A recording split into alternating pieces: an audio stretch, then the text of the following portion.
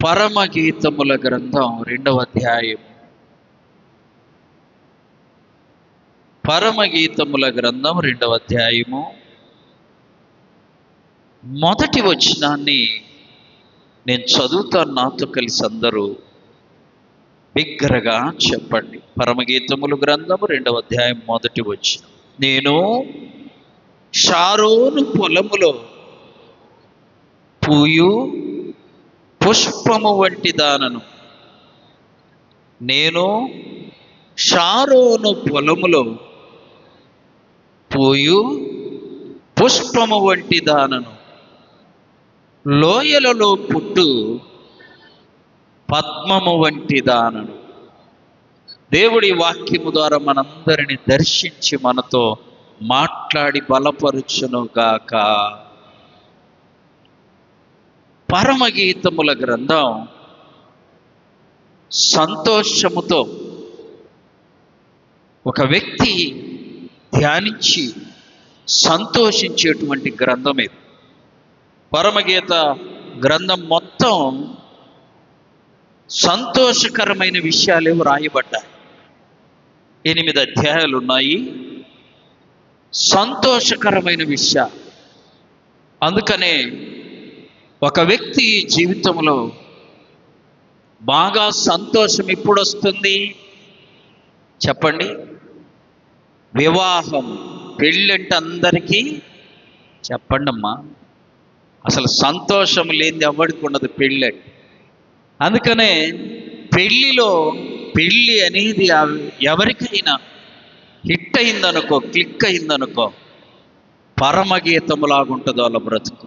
ఆమె ఒకవేళ పెళ్ళి ఫెయిల్ అయిందనుకో, విలాప వాక్యాల్లాగుండిద్దంట.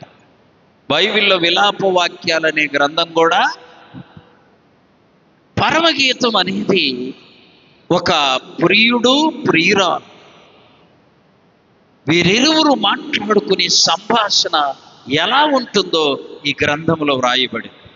ఎందుకు అలా రాయబడింది అని అంటే, వరుడయ్యున్న ప్రభువు, వధువయ్యున్న సంఘము, వీరిరువురికి మధ్యన ఉండేటువంటి సహవాస సంబంధం గురించి పరమగీత గ్రంథంలో వ్రాయబడింది. వరుడయ్యున్న ప్రభు, వధువెవరు? సంఘం. వీరిరువురికి వివాహ మహోత్సవము మధ్యాకాశములో జరగబోతుంది. దానిని మనము 7 ఏళ్ళు పరిశుద్ధులకు పెండ్లి విందు అంట. కాబట్టి ఒక్కొక్క వచనం చదువుతూ ఉంటే చాలా సంతోషభరితంగా ఉండింది. ఈ వాక్యాలని ఆత్మీయమైనటువంటి క్రమములోనికి మార్చుకుంటే చాలా లోతైన ఆత్మీయ మర్మాలు ఉంటాయి పరమగీత గ్రంథములు. చూడండి, ఇప్పుడు మనం చదువుకున్న 2వ అధ్యాయం మొదటి వాక్య భాగములో, షారోను పొలములో పూయు పుష్పము వంటిదా. షారోను పొలము అని అంటే సంఘం. షారోను పొలం అంటే సంఘం.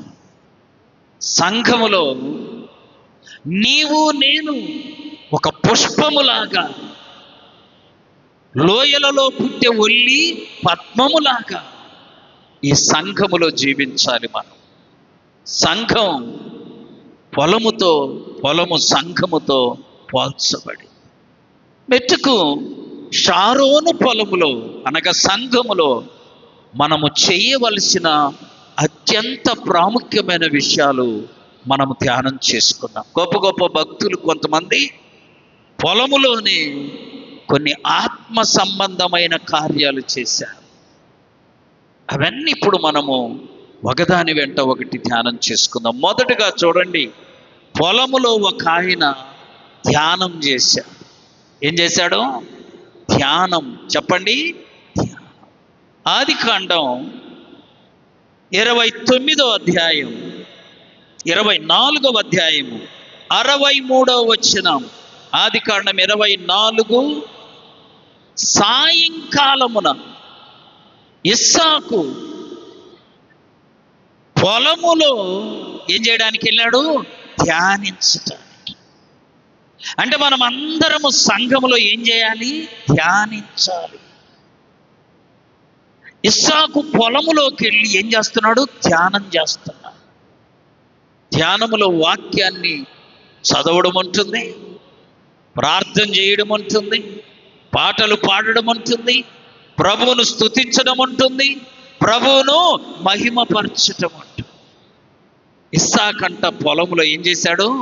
ధ్యానం చేశాడు. నువ్వు నేను సంఘములో ఏం చేయాలి? ధ్యానం చేయాలి. ధ్యానములో చాలా గొప్ప విషయాలు ఉన్నాయి. వాక్యాన్ని చదవాలి, వాక్యాన్ని జాగ్రత్తగా వినాలి, దేవుని నామాన్ని జాగ్రత్తగా స్తుతించాలి, మహిమపరచాలి, కనపరచాలి.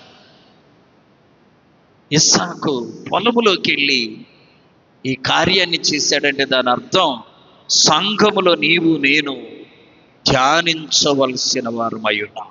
చూడండి వాక్యంలో కీర్తనలు 39 3వ చరణం, 39వ కీర్తన 3వ చరణం. నా గుండె నాలో మండుచుండెను, నేను ధ్యానించుచుండగా. ఏమైంది? సంఘములో ప్రార్థన చేసే ప్రతి వారికి, సంఘములో ధ్యానించే ప్రతి వారికి గుండెలో ఏం పుట్టాలి? మంట పుట్టాలి. మంట పుట్టాలి. ఆ మంట దెబ్బకి మా ఈగ, దోమ, కలుషితం నీ మీదికి రాని. ఎంత లోతైన అర్థం వచ్చాడయ్యా. ధ్యానిస్తూ ఉంటే దావీదు భక్తుడు అంటున్నాడయ్యా, నా గుండె మండుచుందయ్యా. మందిరములో కొంతమంది మంట మండే రీతిలో ప్రభువును స్తుతిస్తారు, కొంతమంది ఆరిపోయిన నిప్పులాగా స్తుతిస్తారు. కానీ సంఘములో, మందిరములు అడుగుపెట్టిన నీవు నేను మంట మండేలా మన గుండెను సిద్ధపరచుకోవాలి, మన హృదయాన్ని సిద్ధపరచుకోవాలి. అలాగే చూడండి మొదటి కీర్తన 2వ చరణం, మొదటి కీర్తన 2వ చరణం. ధర్మశాస్త్రమునందు ఆనందించుచు. ఈ సంఘములో ఏం చేయాలి? వాక్యాన్ని చదవాలి. కొంతమంది బైబిల్ తీసుకొని మందిరానికి వచ్చి దాన్ని ఒక్క మారు కూడా తెరవకుండా మళ్ళీ బైబిల్ తీసుకొని ఇంటికి వెళ్తారు. ఎంత బాధాకరమైన విషయం. బైబిల్ను తెరవాలి. ఎవరో చదువుతుంటే మనం ఊకొట్టడంగా లేక వినడంగా మనం కూడా బైబిల్ తెరిచి వాక్యాలను చూడాలి. అలా నీవు చేస్తే అక్కడ రాయబడింది, అతడు నీటి కాలువల యోరున నాటబడినదై ఆకు వాడక తన కాలమందు ఫలమిచ్చు చెట్టు. ఆ మాట చదివితే ఎంత బాగుంటుంది మనకి. ఎలా ఉంటామంట మనము? నీళ్ల దగ్గర నాటబడిన చెట్టులా ఉంటాం. క్రింద రాయబడింది, కింద వచనములో, దుష్టులు పొట్టులాగా ఉంటారంట, మనమేమో చెట్టు. అంటే వాక్యాన్ని ధ్యానించే వాళ్ళేమో చెట్టు, ధ్యానించనోడు పొట్టు. పొట్టు ఏమవుద్ది? గాలుస్తే ఎగిరిపోద్ది, అగ్గి పడితే, చిన్న గాలి వస్తే పొట్టు ఏమైంది? చెట్టంత తేలిగ్గా ఎగిరి. దేవునిలో ఈ సంఘములో మనము చెట్టులాగా వర్ధిల్లుదుముగాక. చూసారా ఎంత తేడా ఉందో? చెట్టుకు పొట్టుకు, దేవుని బిడ్డలకి దుష్టులకి. దేవుని బిడ్డలు చెట్టు అంట, దేవుని యొక్క నామాన్ని ఎరుగని దుష్టులు పొట్టు. నువ్వు పొట్టులాగున్నావా? చెట్టులాగున్నావా? చెట్టులాగుంటే గాలి వస్తే ఎగిరిపోవు. అలాగే పొట్టు అయితే నీవు గాలి వస్తే ఎగిరిపోతావు. కీర్తనలు చూడండి 63:6, 63వ కీర్తన 6వ చరణం. కాగా నా జీవిత కాలం అంతా ఏలాగే నేను నీ సంఘములో ఉండి నిన్ను స్తుతించెదను. దావీదు భక్తుడు ఎప్పుడెప్పుడంట చెప్పాలందరూ. ఎప్పుడెప్పుడు? జీవితకాలం. నీ దగ్గరికి ఎవరన్నా వచ్చి మందిరంలో ఎంతసేపు ఉంటావమ్మా అని అడిగారనుకో, అయ్యా నువ్వు మందిరంలో ఎంతసేపు ఉంటావంటే ఏం చెబుతాం మనం? జవాబు తక్కువ చెబుతాం. ఏమని? గంట, లేకపోతే 2 గంటలు, లేకపోతే 3 గంటలు. జీవితకాలం అంతా అని చెబుతావా? చెప్పండి, ఎవ్వరు చెప్పరు. మందిరంలో, సంఘంలో నువ్వు ఎంతసేపు ఉంటావని ఎవరన్నా నిన్ను అడిగితే నువ్వేం చెబుతావు? గంట ఉంటా, 2 గంటలు ఉంటా, లేకపోతే 3 గంటలు అని చెబుతావు. గంటలు లెక్కేస్తాం. దావీదు భక్తుడు అంటున్నాడు, నా జీవిత కాలం అంతా యెహోవా మందిరములోని నివాసము. 77వ కీర్తన 12వ చరణంలో కూడా చెప్తున్నా. 77వ కీర్తన 12వ చరణం. నేను ధ్యానించుకుందును, నీ క్రియలను నేను ధ్యానిస్తా. ఇక్కడ కూర్చొని ఏం చేయాలి మనము? దేవా, ఈ వారమంతా నన్ను, చెప్పండి, కాపాడేవయ్యా, కాపాడేవయ్యా. ఈ వారమంతా మంచి ఆరోగ్యం ఇచ్చావయ్యా. ఈ వారమంతా నేను ఆకలితో ఉండకుండా ఆహారము ఇచ్చావయ్యా. ఈ వారమంతా ఏ ఒక్క గంట కన్నీరు విడవకుండా నన్ను ఆదరించావయ్యా. ఆమేన్. ప్రభువును స్తుతించు, ధ్యానించు. ప్రభు మందిరంలో యేసయ్య వచ్చి నీ ప్రక్కన నిలుచునుగాక. ఈ మందిరంలో కూర్చొని కొంతమంది మౌనంగా ఉంటారు, ఏం చేయకుండా. అలా ఉండకూడదు. ప్రభువును మనము స్తుతించాలి, ప్రభువును మనము మహిమపరచాలి. నిన్ననే ఆయన ఫోన్లో చెప్తున్నాడు, అయ్యా క్రిస్మస్ పండగ రోజు మంచి భోజనాలు వండుకున్నాం, అందరం మందిరానికి వెళ్ళొచ్చి తినబోతున్నాం. ఏం చేయబోతున్నారు? ఏం వండుకుంటాం క్రిస్మస్కి? అదిగో పలాము. అది పలావు కాదు, పలాము. ఆరోగ్యం ఏమైంది తిన్నోళ్ళకి? పలాం. తెలియక దానికి వాడికి పరిగెత్తుతున్నా. అర్థమైందా? అన్ని సిద్ధపరచుకొని తినబోయామయ్యా. మేము తినడానికి వడ్డిస్తుంటే కోడలోళ్ళ నాన్న చనిపోయాడని ఫోను. తినకుండానే కోడలు పరిగెత్తిందయ్యా. ఆమె పరిగెత్తేసరికి పిల్లలు కూడా ఏడ్చుకుంటా, నీకు నా కట్టి ఫోన్ రాలేదే. ఆలోచించాలి. నువ్వు నేను అన్నం అలా వడ్డించుకొని ఆగిపోలేదే. నీ గొప్పతనం అనుకుంటున్నావా? కాదు, దేవుని కృప, దేవుని కృప. ఆ విషయాలు నువ్వు ఇక్కడ కూర్చొని నీ క్రియలను నేను ధ్యానిస్తాను. చదువుమా 77:12. నీ క్రియలను నేను ధ్యానించుకొనుచున్నా, నీ కార్యమంతా నేను ధ్యానిస్తున్నా.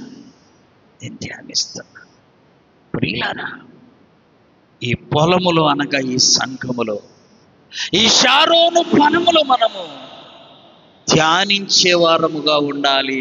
ఆమె అద్భుతం అండి. సంఘములో ధ్యానించటం ప్రతి బిడ్డ చేయవలసిన కార్యం. చూడండి 104వ కీర్తన 34వ చరణం. ఆయనను గూర్చిన నా ధ్యానము ఆయనకు ఇంపుగా ఉండునుగాక. చూసారా? 143వ కీర్తన 5వ చరణం. పూర్వ దినములు జ్ఞాపకము చేసుకొనుచున్నా, నీ క్రియలన్నిటినీ నేను.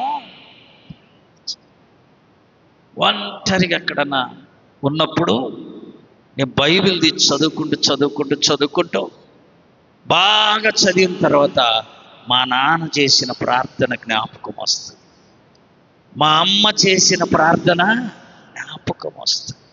పూర్వం నుండి ఆయన నాకు చేస్తూ వచ్చిన క్రియలను ఏం చేస్తాం? మనము జ్ఞాపకం చేసుకుని ఆయనను స్తుతిస్తాం. దైవజనమా, నీవు నేను ప్రతి నిత్యం దేవుణ్ణి ధ్యానించే వారముగా, ఆయన క్రియలను ధ్యానించే వారముగా ఈ లోకములో జీవించాలి. ఆమేన్. రెండవ మాట చూడండి, పొలములో చేయవలసిన రెండవ కార్యం న్యాయాధిపతుల గ్రంథం 13వ అధ్యాయము 8వ చరణం. అందుకు మానోహ, నా ప్రభువా, నీవు పంపిన దైవజనుడు మరలా మా యొద్దకొచ్చి పుట్టబోవు ఆ బిడ్డకు మేము ఏమేమి చేయవలనో దయచేయమని ప్రార్థన చేశారు. చూడండి, ఇక్కడ మానోహ అనే కుటుంబం ఉంది. ఆయన భార్య పేరు వ్రాయబడల. భార్య పేరు వ్రాయబడల. బైబిల్లో కొన్ని ఆశ్చర్యకరమైన విషయాలు. 38 ఏండ్ల నుండి పడి ఉన్న ఒక మనుష్యుడు అన్నాడు, పేరు చెప్పల. 12 ఏండ్ల నుండి రక్తస్రావ రోగము కలిగిన స్త్రీ ఉంది, పేరు, కానీ ఆమె వ్యాధి పేరు వ్రాయబడల. చూడండి, ఇక్కడ మానోహ భార్య పేరు రాయబడల, మానోహ పేరు రాయబడింది. వాళ్ళంట బిడ్డలు లేని, చెప్పండి, గొడ్రాలు. మానోహ భార్యకి ఎవరు లేరు, పిల్లలు. అయితే మంచి ప్రార్థనా పరులు ఆమె.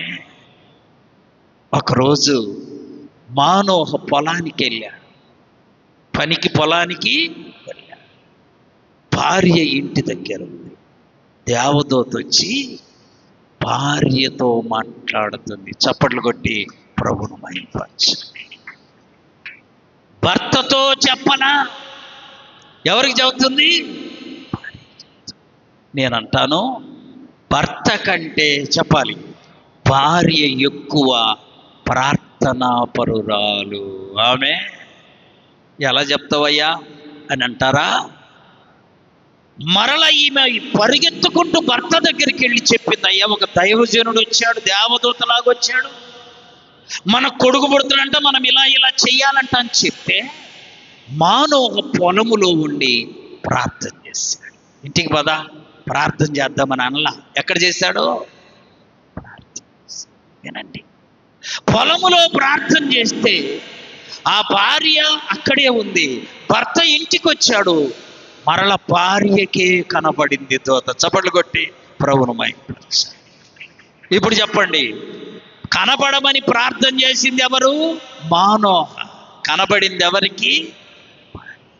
ఇప్పుడు చెప్పండి, భర్త కంటే చెప్పాలి భార్య ఎక్కువ ప్రార్థనా పరురాలు. అనుమానమే? భార్య కనపడింది, దేవదూత వెళ్ళి భర్తకు చెప్పింది. భర్త ప్రార్థన చేశాడు, అయ్యా కనపడి ఏమేం చేయాలో మళ్ళొకసారి చెప్పాయా. ఈయన కనపల్లా. రెండోసారి కూడా ఎవరికి కనపడ్డాడు? వింటున్న స్త్రీలందరూ పౌరుషం తెచ్చుకొని, నీ భర్త కంటే నీవు ఎక్కువ తినాలి, అంతేనా?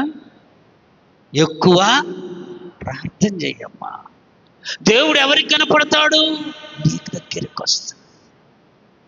ప్రార్థన ఎక్కువ ఎవరి దగ్గర ఉంటే వాళ్ళ దగ్గరికి దేవుడు వస్తాడు. ఉదయం షాప్ పెట్టినాం, ప్రార్థన తగ్గకూడదు. మనం పనులు పెట్టుకొని ప్రార్థన తగ్గిస్తాం. అర్థమైందా? ఇంక దేవుడు ఎందుకు కనపడతాడు కదండి? ఆలోచించాలి.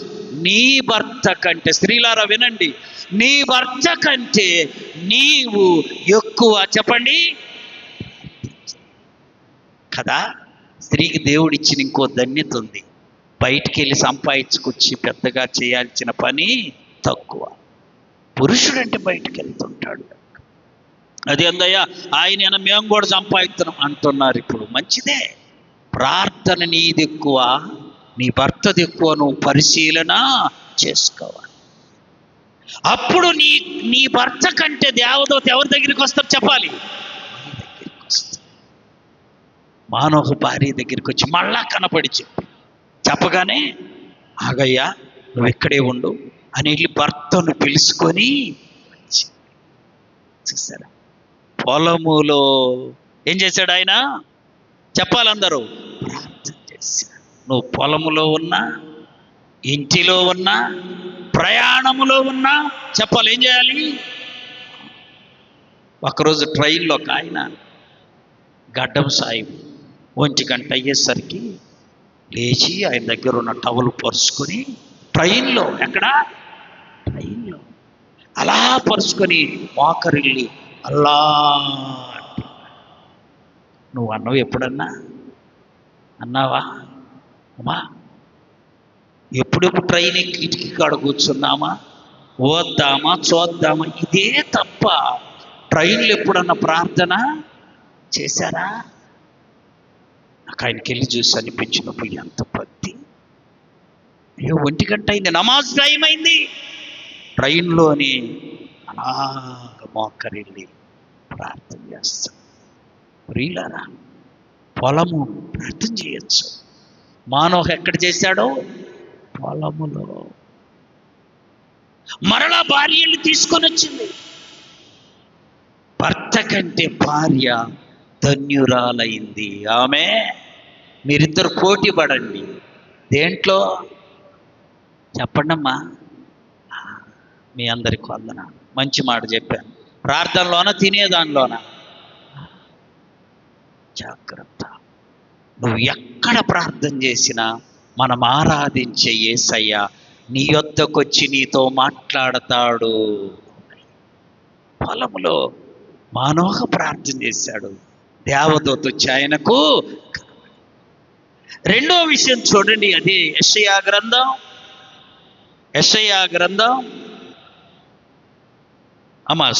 క్షమించండి, సామెతల గ్రంథం 22వ అధ్యాయం 6వ వచనం. బాలుడు నడవవలసిన త్రోవను వానికి నేర్పుము, వాడు పెద్దవాడైనప్పుడు తొలగిపోడు.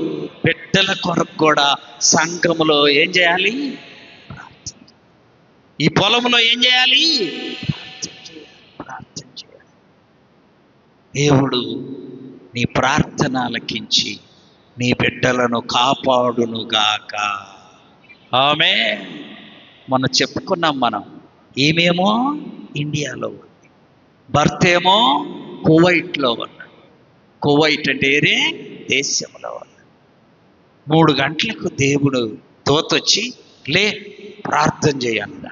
ఆమేన్. టైంకి వెళ్ళి చూసి ఇంకా 3 కదా అని పండుకుంది. మళ్ళా దేవదూత వచ్చి లే ప్రార్థన చేయి. ఇంటి ఎన్నిసార్లు చెప్తుందని మోకరిల్లి ప్రార్థన చేసి కొంచెం అనుమానిస్తూ చెయ్యి వణుకుతూ భర్తకు ఫోన్ చేసిందంట. 3:30. వేరే ఆయన, ఇద్దమ్మా, నీ భర్తకు 3 గంటలకి యాక్సిడెంట్ అయింది, చచ్చిపోయాడు అనుకున్నా, కానీ దేవుడు కాపాడాడు, హాస్పిటల్లో చేర్చాం, క్షేమంగా ఉన్నాడు. చప్పట్లు కొట్టి ప్రభువును మహిమపరచు. నీ ప్రార్థన నీ భర్తను చెప్పాలి, కాపాడునుగాక.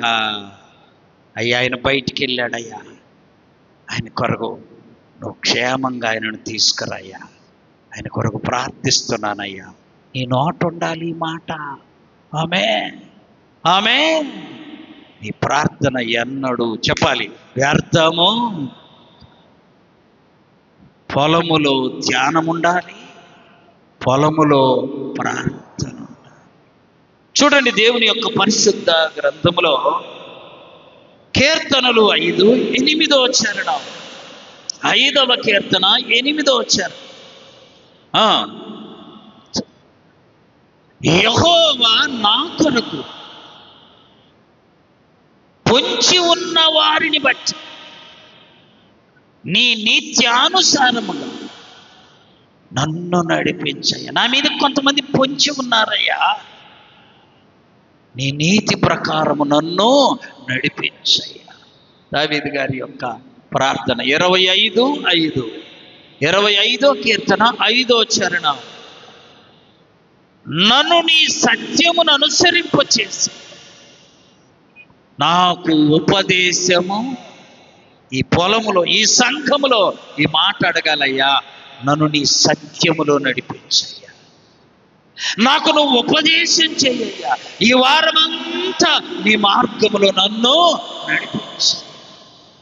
ప్రభు సన్నిధిలో, ప్రభు యొక్క కృపను బట్టి నీవు పొలములో ఉన్నా, ఇంకెక్కడ ఒక ఊర్లో అన్నం ఉందంట. ఎవరో 70-80 ఏళ్ళు వచ్చిందాకా పని చేసింది. తర్వాత కొంతమంది నువ్వు ముసలామె పని చేయలేవు, నువ్వు వద్దు కూలికి అన్నారు. ఈమె కూలికి వెళ్ళకపోతే జరగదు, పనికి వెళ్ళకపోతే వాళ్ళని చెప్పిందంటయ్యా, వాళ్ళతో పాటు నేను వస్తా, వాళ్ళంతా పని చేస్తా, మీకు నమ్మకం లేదు కదా, సగము కూలి ఇవ్వండి. ఎంత? సగము. మీకు ఇష్టమైతే సగం ఇవ్వండి. ఈరోజు పరిశీలించు. ఏమా పనికెళ్ళి వంగి ఆ కోత కోయడానికి వంగగానే ప్రార్థన చేసుకునేదంట, ప్రభువా నువ్వు వచ్చి నాకు పనిలో సహాయము. ఈమె వంగి కోత కోయడం మొదలు పెడితే అందరికంటే ముందుండేదంట. చప్పట్లు కొట్టి ప్రభును మైపరచు. అందరికంటే ముందు. ఈ పొలం ఆయన వచ్చారే, మీరేమో యువకులు, ఆమెమో ముసలావిడ, మీకంటే ఆమె. నేను పనికొద్దండి సగం కూలి అన్నది, సగం కాదు మీకంటే ఎక్కువే.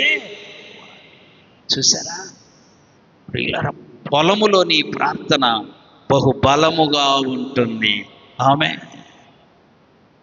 చూడండి, పొలములో ధ్యానించాలి, పొలములో ప్రార్థించాలి. మూడవదిగా పొలములో పరిచర్య చేయాలి. చూడండి, రూతు గ్రంథం 2వ అధ్యాయము 3-8 వచ్చిన రూతు గ్రంథం చదవాలి. 2వ అధ్యాయము. కాబట్టి ఆ మనుష్యుడు, చదువమ్మా 2వ అధ్యాయం 3వ వచనం. కాబట్టి ఆమె వెళ్ళి పొలములోనికి వచ్చి చేయుకోయి వారి వెనుక పని చేయడం మొదలుపెట్టింది. సంఘంలో ఏం చేయాలి చెప్పాలి. నువ్వు కూర్చున్న చాప ఎవరేశారు తెలుసా? నీకు తెలుసా? నువ్వెప్పుడన్నా వేసావా? లేదు. వేస్తే వచ్చి కూర్చోవడం కష్టమైపోతుంది కదా. సంఘములు అనగా ఈ పొలములో పరిచర్య చేయాలి. ఆమె విజయవాడలో ఒక చర్చిలో ఆయన ఒక ఇంజనీర్ కదా. ఇంజనీర్ అయితే పని చేస్తామా? ఇప్పుడు ఇక్కడ ఉన్న వాళ్ళమందరం ప్రశ్న వేసుకో, మనం ఇంజనీర్లం అయితే పని చేస్తామా? చెప్పి చేపిస్తాం. ఆయన ఏం చేస్తాడు, వచ్చి చర్చికి వచ్చిన వాళ్ళందరూ చెప్పులు ఇడిస్తే అవన్నీ భద్రంగా స్టాండ్ మీద ఒకదాని వెంట ఒకటి చక్కగా పేరుస్తాడు. ఎవరు చెప్పండమ్మా? మన ఊర్లో పోవటం కన్నా ఉండేవాడు ఆయన. ఇల్లు ఇటుపోయిన ఇంజనీర్ను చేయాలయ్యా నా కొడుకుననేవాడు. ఇల్లు ఇటుపోయినా ఇంజనీర్ను చేయాలి. చూసారా, మరి ఆయన ఇంజనీరే. ఏం భద్రపరుస్తుడు? చెప్పులు. అది పరిచర్య. ఆమె నువ్వెవరు చెప్పులను పట్టుకుంటావా? కాలితో నెడతాం ఇట్లా కదా, కాలితోటి. ఆయన అట్లా ఆయనకు 3 బిడ్డలుంటే 3 దేవుడు ఆశీర్వదించాడు. చప్పట్లు కొట్టి ప్రభువును మహిమపరచు. సంఘంలో ఏం చేయాలమ్మా? పరిచర్య, పని. ఒక కోరమన్న చాపలి అమ్మా, రోజు ఒక ఆమె ఆశీర్వాదాలన్నీ చెప్పండి. పోతే పోయిన ఎవడిగా అంటావా? చాలా తప్పు. నీకు కూడా కావాలి. నువ్వు కూడా సంఘంలో పరిచర్య చేస్తున్నావా? వచ్చే నెల 18 నుండి మనకు 40 దినాలు ఉపవాసాలు మొదలవుతాయి. అర్థమైందా? ఈసారి అందరూ వండాలి. అందరూ తినాలి. ఎవరో వండితే తినడం. రోజుకొక కుటుంబము 40 దినాలు వండాలి, వడ్డించాలి, పని.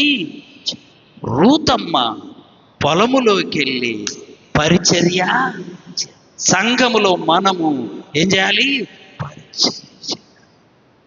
పరిగె ఏరుకుందంట. అలాగే చదువు 8వ వచనం, 2వ అధ్యాయం 8వ వచనం, రూతు గ్రంథం. బోయజు నా కుమారు, నా మాట వినము. ఆమెతో మాట్లాడుతుండు బోయజు వచ్చి, నా కుమారి, ఇంకొక పొలములోనికి నీవు వెళ్ళొద్దు, ఇక్కడే ఏరుకో, ఇక్కడే పొందుకో.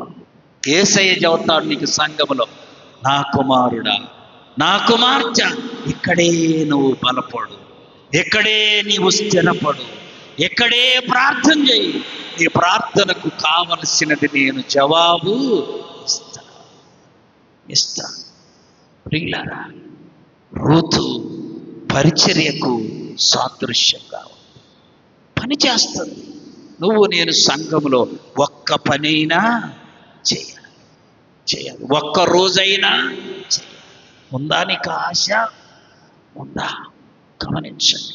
ఒక ఆయన కన్యాకుమారి మొదలుకొని కాశ్మీరు దాకా, కాశ్మీరు కన్యాకుమారి చివర మన భారతదేశం, కింద కాశ్మీరు ఉంటే పైన కన్యాకుమారి, అక్కడ కింద మొదలుపెట్టి పైదాకా, అంటే ఆ దేశపు, మన దేశపు చివరి వరకు అన్ని ప్రాంతాలు తిరిగి బైబిళ్ళు పంచాలి అని తీర్మానం చేసుకున్నాడు.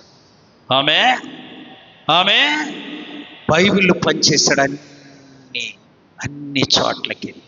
కాశ్మీర్ నుండి కన్యాకుమారి దాకా బైబిళ్ళు పంచినాక సాక్ష్యం చెప్పాడు, దేవుడు నన్ను బహుగా ఆశీర్వదించాడు. ఆ సంఘములో ఈ మాట విన్నటువంటి ఒక సహోదరుడు సైకిల్ వేసుకొని మళ్ళా కన్యాకుమారి నుండి కాశ్మీర్ దాకా ఒక్కొక్క రోజు ఒక్కొక్క చర్చిలో ఉండి చర్చ్ అంతా శుభ్రపరిచి వెళ్ళిపోయేవాడు. అన్ని చర్చిలు అంటే ఒక్కొక్క ఊరిలో ఒక్కొక్క చర్చిని ఏం చేశాడు? శుభ్రం చేసుకుంటూ. వీళ్ళారా వినండి, ఆయన కూడా కాశ్మీర్ నుండి కన్యాకుమారి దాకా ఈ పరిచర్య చేస్తే దేవుడు అతని కుటుంబాన్ని కూడా చెప్పాలి బహుగా ఆశీర్వదించి. నువ్వు నేను సంఘంలో మన భాగం ఉండాలి, మన పరిచర్య ఉండాలి. ఇప్పుడు మందిరం కడుతుంటే మన భాగం మందిరములో ఒక ప్రక్కన ఉండాలి. ఈ పరిచర్యలో, ఈ పనిలో నువ్వు నేను భాగస్తులము. బైబిల్లో తెలుసా, రాళ్ళు మొర పెడతాయంట. ఆమె ఏంటివి? నువ్వు ఒక రాయికి సహాయం చేస్తే ఈ మందిరములో ఆ రాయి ఏం చేస్తుంది? మొరపెడతాయా, ఆయన సహాయం చేశాడు, ఆయనకు నువ్వు సహాయము. చాలా మందికి తెలియదు ఈ మర్మాలు. ప్రియులారా, ఈ పొలములో పరిచర్య చేసేవారముగా ఉండాలి. ఆమె ఎప్పుడు ఒకళ్ళే కాదండి. రేపు వారం నేను చేస్తామ్మా, రేపు వారం నేను చేస్తానయ్యా, నువ్వు అడిగి చెయ్యి, దీవించబడతా. ప్రభు కృప మనందరికంటే మనసు ఇచ్చునుగాక. ఆమె చూడండి, దేవుని యొక్క పరిశుద్ధ గ్రంథంలో యెషయా గ్రంథం 40వ అధ్యాయం 11వ వచనం. యెషయా 40:11. మంద కాపరివని, గొర్రెల కాపరివని ఆయన తన మందను, మనమందరము ప్రభు యొక్క మందలం. ఆ మందలో నువ్వున్నావు, నేనున్నావు, మనమందరము. మనల్ని దేవుడు మేపుతాడంట, కావలసిన మేత సిద్ధపరుస్తుంది. ఈ మందిరములో, ఈ పొలములో పరిచర్య చేసే వ్యక్తులముగా నువ్వు నేను ఉండాలి. చూసారా, పరిచర్య చేస్తున్నా. అయితే ఇంకొక వాక్యం ఉంది చూడండి. ఈ పొలములో అనగా ఈ సంఘములో పోరు కూడా ఉండిద్ది, గొడవలు కూడా చెప్పాలి, గొడవలు కూడా ఉంటాయండి. గమనించండి. ఆదికాండము 4వ అధ్యాయం చదవండి. ఆదికాండము 4వ అధ్యాయము 8వ వచనం. కయ్యూను తన తమ్ముడైన ఏబెలుతో మాట్లాడాడు. వారు పొలములో ఉన్నప్పుడు చంపేసి. ఎక్కడ చంపాడు? పొలములో. అంటే సంఘములో ఒకరి మీదకొకరికి గొడవలు, ఒకరి మీద ఒకరికి పోట్లాటం, ఒకరి మీద ఒకరికి ఘర్షణ, అసూయలు, ఇవి కూడా ఉంటాయి సంఘంలో. చూస్తుంటాం. అయ్యా నాకు రగ్గే లేదు, వాడికి చెప్పకాకయ్యా నువ్వు అయ్యా అంటుంది ఒక. ఇయ్యాలండి, ఇవ్వకూడదని ఏమన్నా అనుకున్నారా ఎవరన్నా? లేదు. నువ్వు సమయానుకూలంగా ఇక్కడ ఉంటే అందరికీ చెప్పండమ్మా, ఉన్నోళ్ళందరికీ ఇచ్చా. నువ్వు రాలా, వాడియల ఈడియల ఎందుకు? నువ్వు సమయానికి లేవని ఎందుకు ఆలోచించట్లా? చక్కని ప్రార్థన ఉంది, చక్కగా అర్ధరాత్రి ప్రభువును మహింపరిచేది ఉంది. నేను ఎందుకు ఉండలేకపోయానా ప్రభువా అని ఎందుకు ఆలోచించము? ఇవ్వలేదంటే నీ మీద మన కక్ష కాదు కదా, కాదు కదా. చదవండి, యోహాను గారు రాసిన మొదటి పత్రిక 3వ అధ్యాయం 12వ వచనం. 1 యోహాను 3:12. కయ్యూనులాగా మనము చెప్పండి ఉండరాదు. వాడు దుష్టుని సంబంధి అయి సహోదరుని మీద ద్వేషం, సహోదరుని మీద ద్వేషం. ప్రియులారా, ఈ సంఘములో ఉన్న మనమందరము ఒక్క కుటుంబము. ఆమె మనమందరము మన తండ్రి యేసుక్రీస్తు ప్రభువు, మనమందరము ఆయన బిడ్డలము కదా. నీకేదైనా కావాలంటే తండ్రిని చెప్పాలి, తండ్రిని అడుగు. కయ్యూరులాగా నీ ప్రక్క సహోదరుని మీద ద్వేషమొద్దు. అయ్యా వాళ్ళకి సహాయం చేసావయ్యా, నాకు కూడా సహాయము. ఒక ఊర్లో 2 సేవకులు పక్క పక్కనే ఉంటారంట. 2 సేవకులు అద్దెకుంటున్నా. ఒక సేవకుడు 1వ తారీఖు రాగానే అద్దెస్తున్నాడు, యజమానికి అద్దెస్తున్నాడు. 2వ సేవకునికి 5వ తారీఖు 10వ తారీఖు అయినా కూడా అద్దెకు సరిపడ డబ్బులుండేవి కావట. ఇంటి యజమానుడు వచ్చి, ఆయన చూడు 1వ తారీఖే చెప్పండి ఇస్తున్నాడు, నువ్వేం పాస్టర్ అయ్యా, నువ్వు ఆయనలాగానే పాస్టర్వే కదా, ఆయన 1వ తారీఖు ఇస్తుండు, నువ్వెందుకు? ఏం పాస్టర్? ఆయన పాస్టరే, నువ్వు. ఆయన అలా అనడంలో తప్పు ఉందా? న్యాయమేగా, ఆయన పాస్టరే. 2వ సేవకుడంట, వినండి, 1 నెలలో బాగా ప్రార్థన చేశాడంట. ఉదయం లేగనయ్యా ఆయనలాగే నాకు కూడా 1వ తారీఖు అద్దెచ్చేలాగా సహాయము.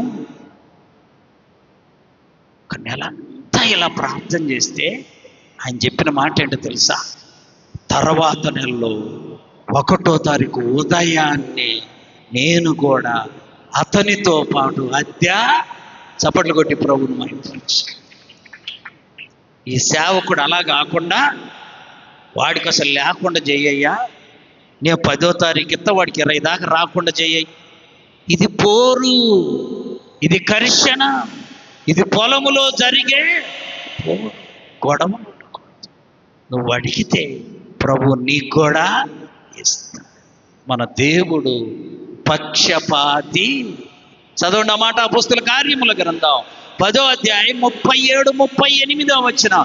దేవుడు పక్షపాతి కాడని నిజముగా గ్రహించి ఉన్నారు. చదువు మళ్ళా. దేవుడు పక్షపాతి కాడని నిజముగా గ్రహించాడు.